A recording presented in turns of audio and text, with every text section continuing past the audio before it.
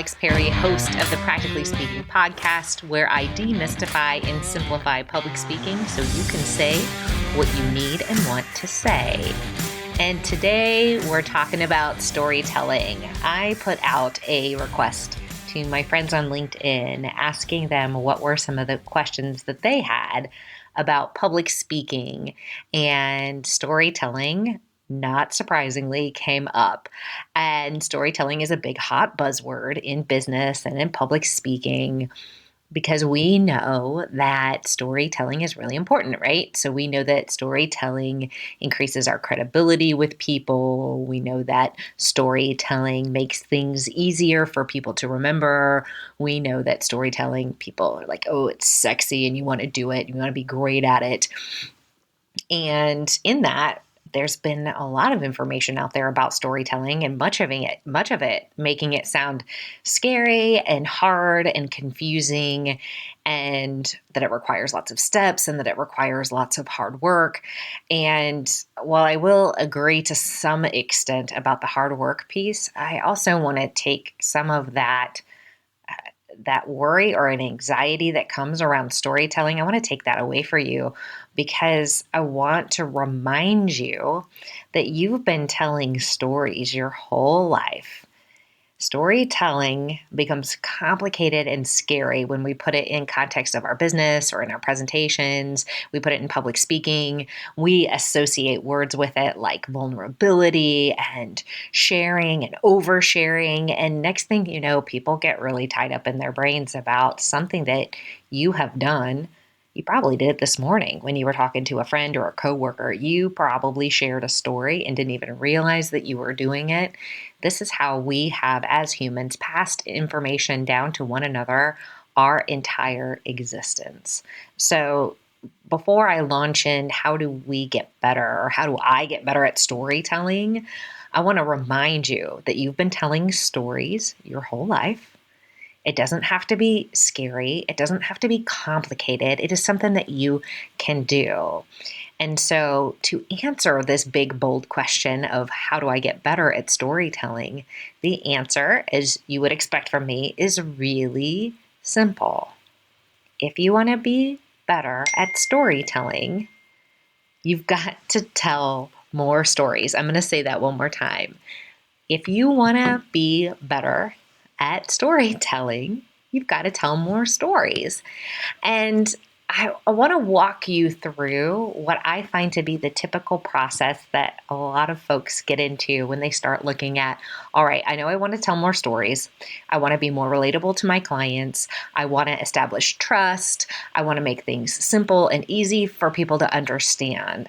And so I want to talk about the process that I see happen when someone starts down the path of, I want to be a storyteller. I got to be a storyteller. I got to do it for my business.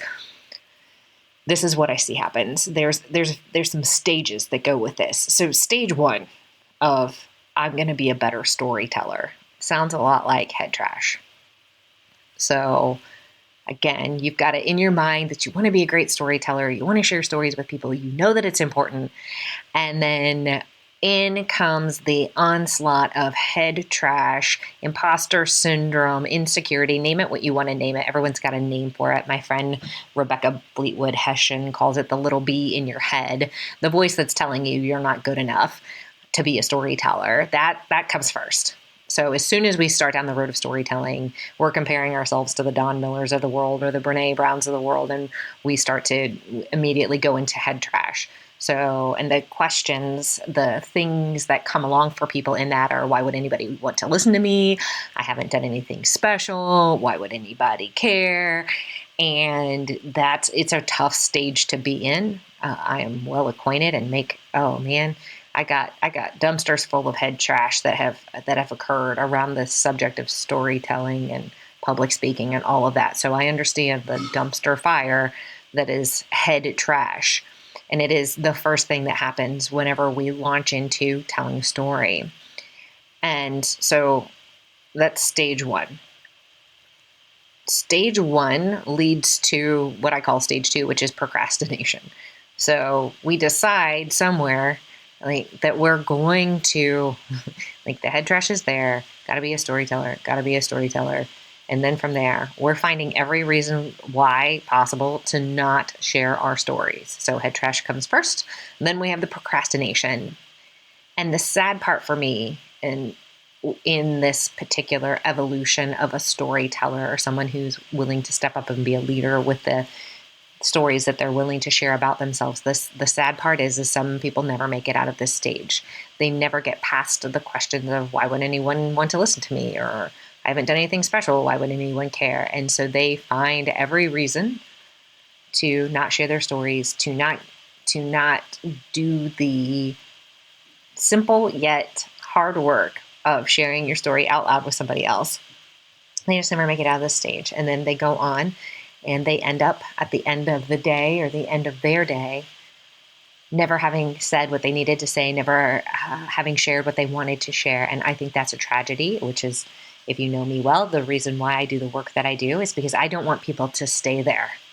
I don't want people to stay there. So I've got to help folks through, number one, understanding that head trash is part of it, understanding that procrastination is part of it, and then getting you to and through the next stage, which is the awkward sharing stage.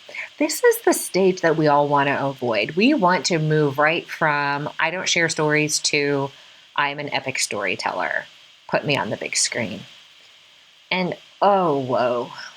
Oh, man. That's some high expectations to have of yourself and to have of other people. That's brutal.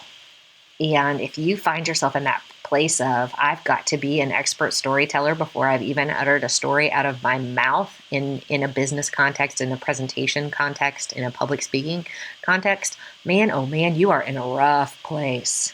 Because the process, again, moving from head trash to procrastination, from procrastination to the awkward sharing stage, the process has to work that way. You don't get around it. Nobody's exempt from it. Everybody's had their awkward stage. Check out Steve Jobs. People like to point to Steve Jobs as being a really great storyteller. And if you go back to his very, very beginning, he wasn't a great storyteller. And he would tell you he wasn't a great storyteller. He worked on it. He did the work. So you've got to get to, out of procrastination and into the awkward sharing stage where you're sharing your information or you're sharing your little story and you have no idea whether it's resonating with people or not. And generally it's not, because you're only talking about yourself and you're so worried about what you're saying that you forget that you have an audience, or it's super awkward because we're making all sorts of mistakes like oversharing. Oh my gosh. Oversharing is real. I have done it. I tell a story about where I got up on a stage and I completely overshared and did all sorts of weird, awkward things, not, including and not limiting to spinning around in a big, overly done production, like in an odd, weird, desperate attempt for attention. Oh my gosh, it was bad.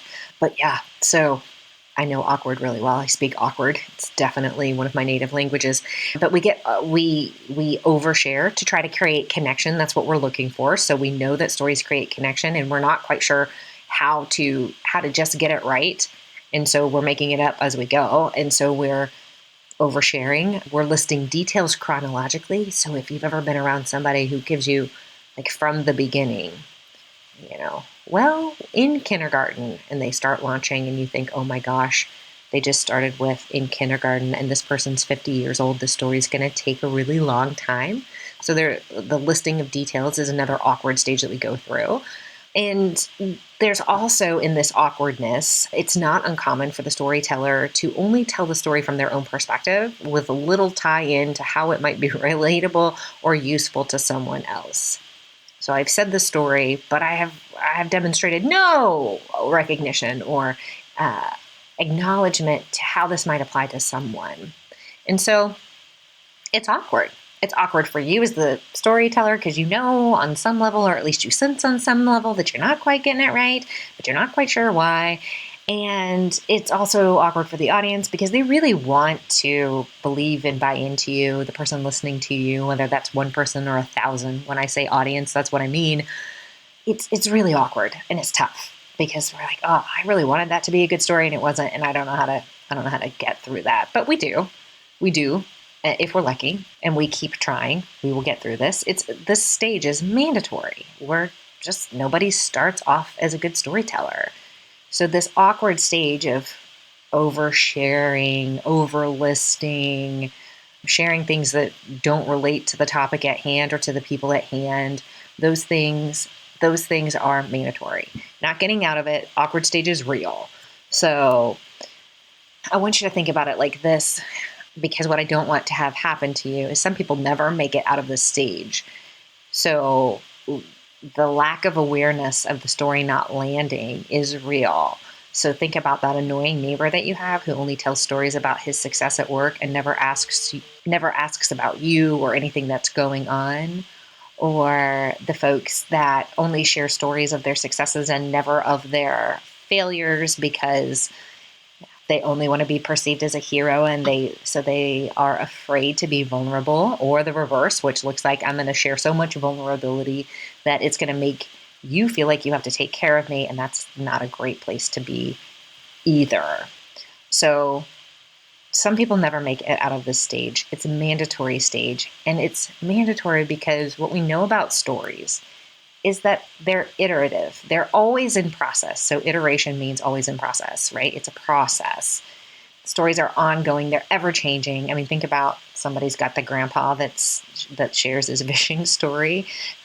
We all know that grandpa originally just caught a guppy. That's all he caught. But he's been telling the story for 20 years. And now when he tells it to a stranger, that guppy turned into a shark. And it's a big, huge story. And it's got all this detail and all this fun. And everyone's entertained by the story. And the reason why that works is because grandpa's been telling the story and modifying it and changing it based on people's reactions for 20 years. Good job, grandpa. I mean, it might be annoying to us as the grandkid, but to people who don't know grandpa, they're like, your grandpa's such a great storyteller. You know this, you've seen this. So if we can make it through this awkward stage of storytelling, there are big rewards. If you can make it through or continue through this process. If you do the work on reflecting on how your story, when you shared it awkwardly, was received, and what you could do to make it better next time for the listener, not for you, there's big rewards. So that takes us to the next stage of storytelling, which is where you really start to listen to yourself. You listen to the story that you're telling. And you listen to it from the perspective of, do I make sense? Is this relevant? Am I somebody that somebody else would want to listen to?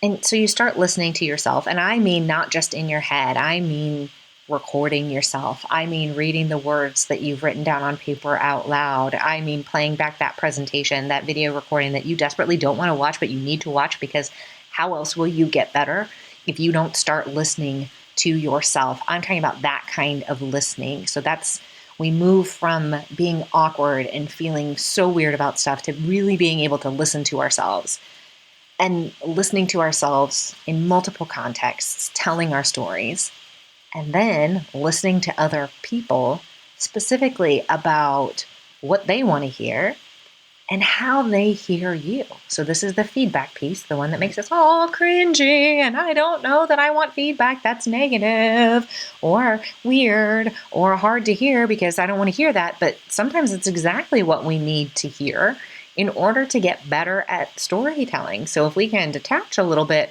from the, ooh, this feels weird and awkward and gross, to say, okay, what is the audience telling me that they need from me in terms of my abilities as a storyteller? What are the stories that they want to hear? Where is it that they perk up? And I'll just insert this right here. Most of the time, we're looking for stories of hope, of inspiration, of motivation. Those things are very, very powerful. So we have this listening stage where we're really trying to figure out what is it that I'm saying? How does it need to change? And how does it need to change, not just in terms of my delivery for me, but my delivery for the audience's understanding and the emotions that I want to create with them. And then from there, we get the final stage, which is what I like to call the never-ending process of iteration. So we probably even shouldn't call it the final stage, but it's the next part of the process, which is iteration. Iteration is the repetition of a process. So this is where you share your stories again and again fine-tuning them to the feedback that you hear or the feedback that you get from other people, and you hone your stories through the process of, does it make sense for me to tell this story? You start the process of editing and removing pieces of the story that aren't relevant or not helpful or, quite frankly, not fit for general consumption. So, public service announcement, not everyone has the right to all of your story, nor are you obligated to share all the parts of your story. So vulnerably oversharing things that make you and the audience uncomfortable, that's not necessary.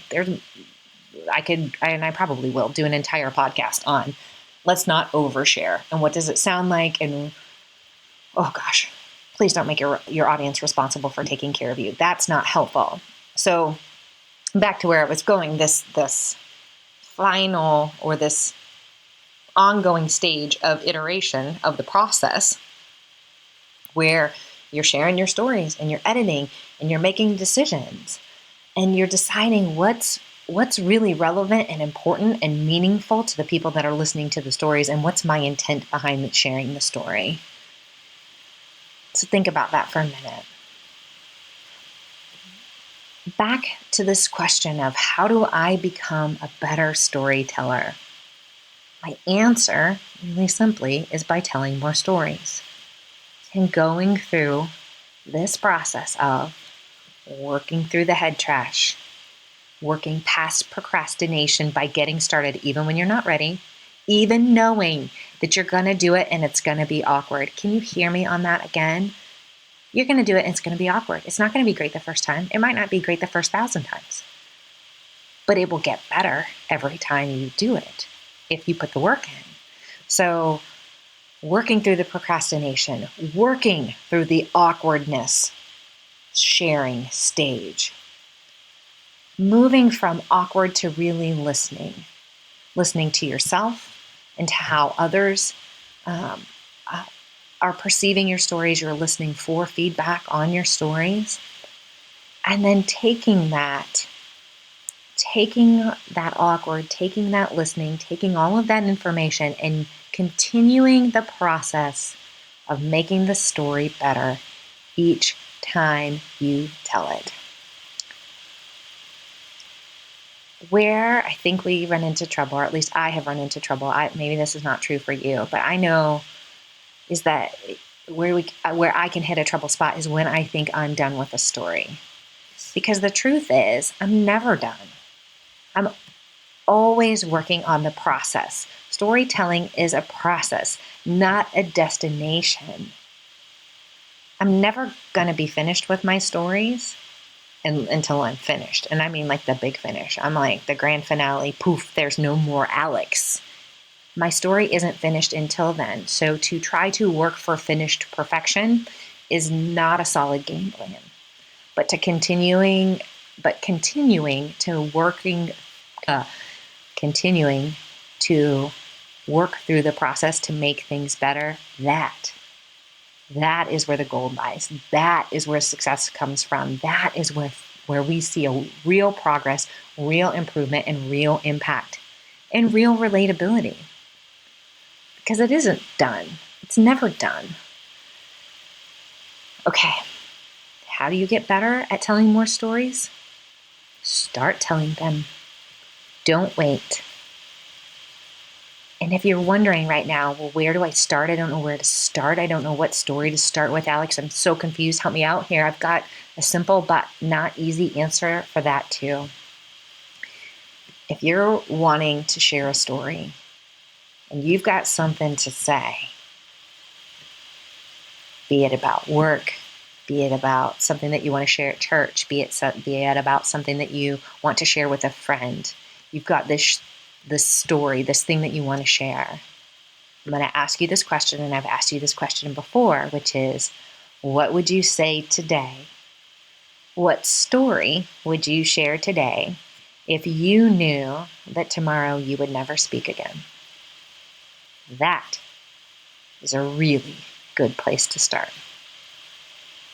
Super simple, not so easy.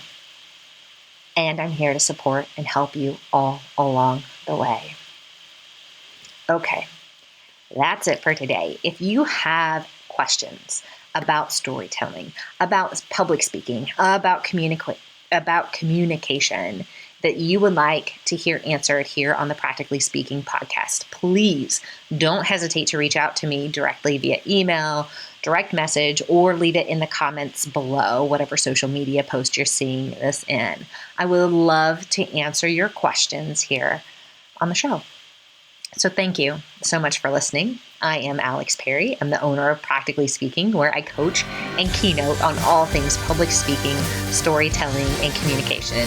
You can find me on LinkedIn under Alex Perry and on Instagram and Facebook at PS with Alex. You're not going to find me on Twitter because Twitter scares me. I hope you've enjoyed today's podcast. I will look forward to coming at you next week, and enjoy your day.